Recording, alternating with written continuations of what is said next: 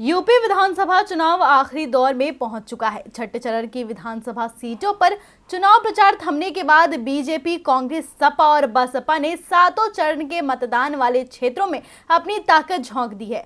तो किसने दिखाया कितना दम और कैसा था आज का चुनावी माहौल, देखिए ये रिपोर्ट।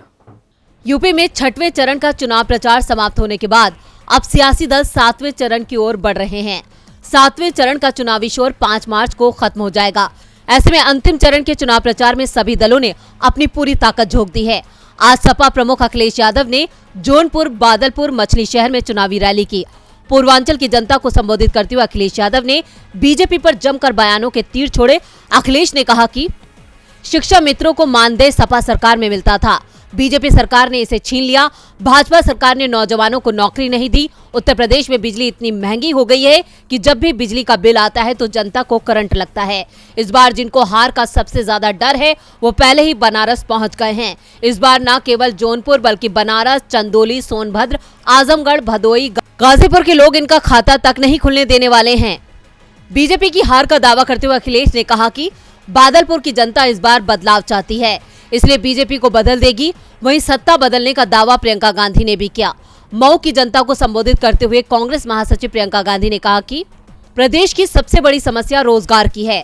महंगाई लगातार बढ़ती जा रही है, मजदूरों को दिहाड़ी कम मिलने लगी है, किसान को फसल का दाम नहीं मिलता है, ऊपर से बिजली का बिल भी बढ़ गया है। जनता को तमाम परेशानियों का सामना करना पड़ रहा है, लेकिन हल करने के लिए सरकार कोई बात नहीं करती। पाकिस्तान, चीन और बुलडोजर की बात करने वाले लोग समस्याओं पर बात नहीं करते।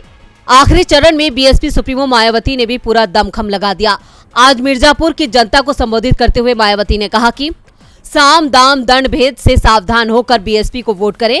बीजेपी की सरकार में महंगाई आसमान छू रही है, लोग बीजेपी से त्रस्त हो चुके हैं। बीजेपी के लोगों ने जनता से झूठ बोलने का काम किया है। विपक्ष जहां ये आरोप लगा रही है कि विपक्ष बच्चों के जज्बातों से खेल रही है और नौजवान और महिलाओं को गड्ढे में धकेलने का काम कर रही है, तो वे बीजेपी के नेता अपने कामों का बखान करते हुए नजर आए।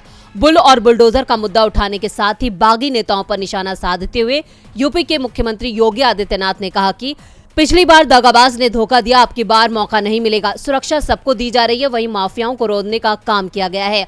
बुलडोजर बोलता नहीं, बोलती बंद करता है। आपको बता दें कि यूपी विधानसभा चुनावों में इस बार बुलडोजर की चर्चा जमकर हो रही है।